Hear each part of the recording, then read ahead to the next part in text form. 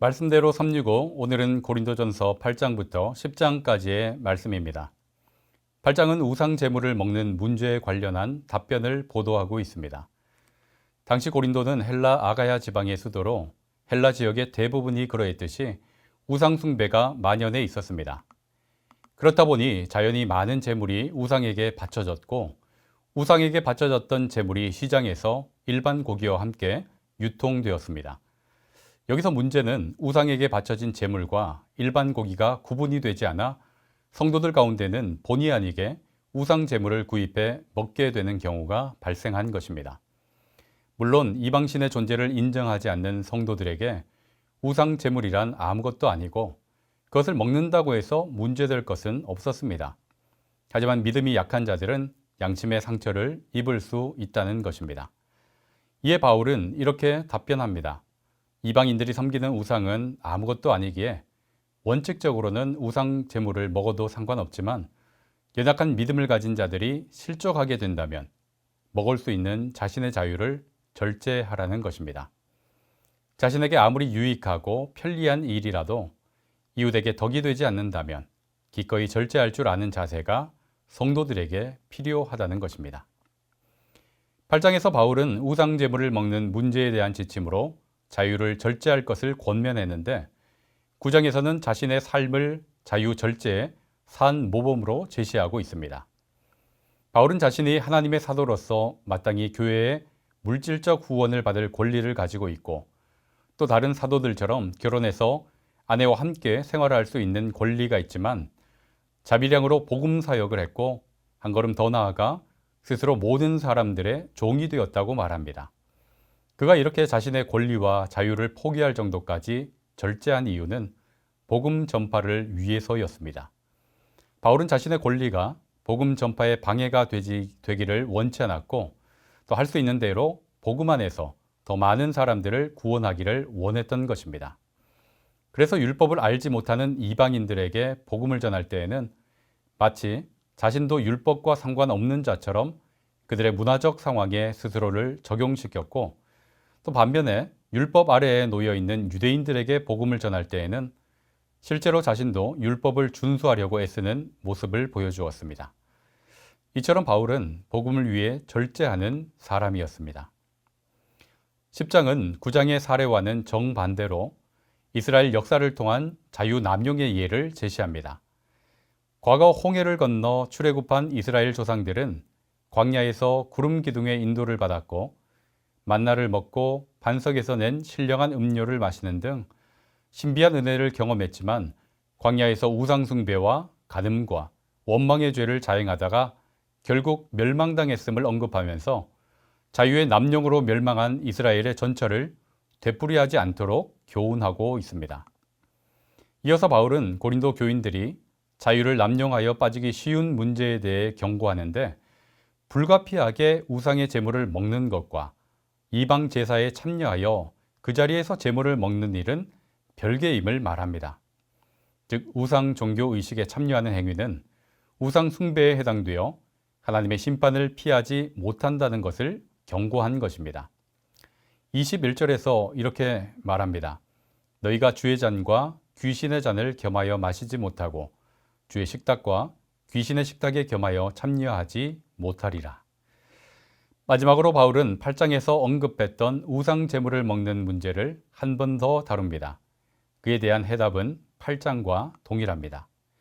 모든 것이 가하나 모든 것이 덕을 세우는 것이 아니니 덕을 끼치는 차원에서 접근하고 먹든지 마시든지 무엇을 하든지 다 하나님의 영광을 위하여 하라고 권면합니다. 이상에서 바울이 제시한 것처럼 개인의 자유보다 교회의 덕을 먼저 생각하고 또 더 나아가 하나님의 영광을 구하는 자세를 가질 때 교회 내에서 일어나는 대부분의 문제는 아름답게 해결될 수 있을 것입니다.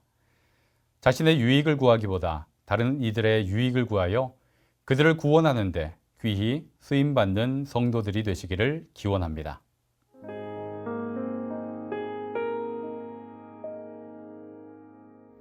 11월 23일 화요일입니다.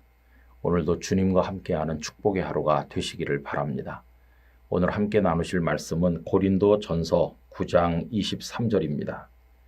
내가 복음을 위하여 모든 것을 행함은 복음에 참여하고자 함이라. 아멘. 우리가 바울 사도에게 배울 것이 참으로 많지만 그 중에서 으뜸은 복음에 대한 열정이라고 생각합니다. 여러분, 세상에는 주의 종을 자부하는 사람들이 참 많지요. 그런데 그 중에는 싹군도 있다, 이렇게들 말합니다. 싹군을 구별해내는 기준은 뭘까요? 저는 이렇게 생각합니다. 이 복음을 소중하게 생각하면서 한 사람에게라도 이 복음을 더 잘 전해서 한 영혼이라도 구원하고자 하는 열정으로 사역하는 사람은 진정한 주님의 종이고, 그렇지 않은 사람은 싹군이라고 생각하는 것이죠. 여러분, 사도 바울은 이 복음에 미친 분이었어요. 어떻게 해서든지 복음을 전해야 되겠다. 어떤 방법을 써서라도 한 명에게라도 더 많이 전해야 되겠다. 그래서 한 영혼이라도 더 구해야 되겠다. 이렇게 생각하는 분이었습니다.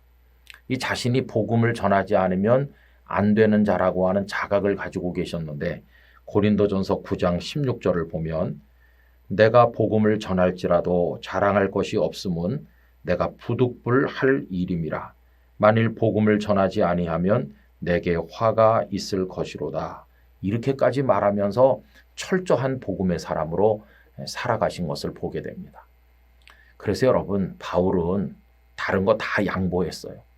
그 사람에게 복음을 전할 수만 있다면 나머진 다 내가 당신에게 맞추겠다. 이런 식으로 하는 거죠. 바울도 주관도 있고 바울도 생각이 다 있으신 분인데 다 내려놓는 겁니다. 여러분, 예를 들면 우리 회사 물건을 저 사람에게 좀 더 많이 팔아야 되겠다, 이렇게 생각하는 사원이 있다면 그 상대방과 밥을 먹게 될 때 그 사람 원하는 메뉴를 기꺼이 선택하지 않겠어요? 물건 좀 더 팔기 위해서 그 사람의 뜻에 맞춰주는 거죠. 여러분, 이건 중요한 선교의 전략이라고 하겠습니다.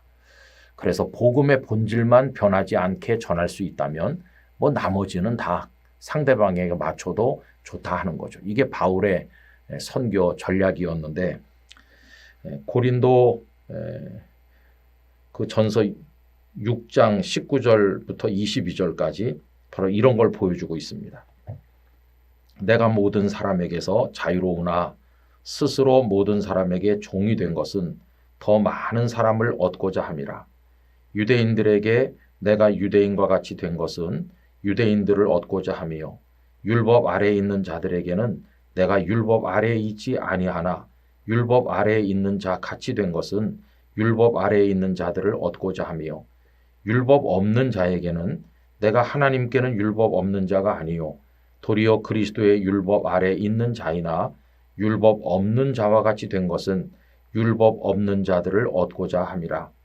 약한 자들에게 내가 약한 자와 같이 된 것은 약한 자들을 얻고자 함이요, 내가 여러 사람에게 여러 모습이 된 것은 아무쪼록 몇 사람이라도 구원하고자 함이니. 그래서 바울은 한 사람에게라도 복음을 더 잘 전하고 많이 전하기 위해서 자신의 모든 것은 다 내려놓은 것을 볼 수 있습니다. 그런데 여러분, 하나님의 복음을 위해 산다고 하면서 별것도 아닌 자기 주장을 관철하기 위해서 언성을 높이고, 그래서 상대방의 마음에 상처를 주어서 믿으러 온 사람을 쫓아내는 일을 하고 있다면 이 얼마나 아쉽고 마음이 아픈 일인지 알 수 없어요. 그렇게 하는 사람은 주님의 종이 아닐 것입니다. 그는 자기 스스로 주인 노릇하는 사람이지 주님의 종은 아닌 것이죠. 여러분, 복음을 위해서라면 우리의 자존심, 우리 생각, 우리의 모든 것들, 이런 것들 다 내려놓을 수 있는 마음을 가지고 오직 복음을 위하여 우리의 모든 것을 쏟아붓는 그런 헌신자들이 되어야만 할 것입니다. 우리의 이런 삶을 통해서 한 명이라도 더 복음을 듣고 예수 그리스도를 영접하는 열매가 맺히기를 간절히 기원합니다. 존귀하신 아버지 하나님, 바울 사도처럼 복음을 전하는 것이 우리의 마땅한 사명임을 인식하고 한 명에게라도 더 전해서 구원하기 위하여 복음의 본질을 지키는 한도 안에서 나머지 모든 것을 내려놓았던 그 바울의 전략을 저희도 배우게 하여 주시옵소서. 어리석은 고집으로 하나님의 복음을 가로막는 실수를 하지 아니하도록 저희들을 깨우쳐 주시옵소서. 오직 복음만이 나타나는 삶을 살게 해 주시기를 예수님의 이름으로 기도드리옵나이다. 아멘.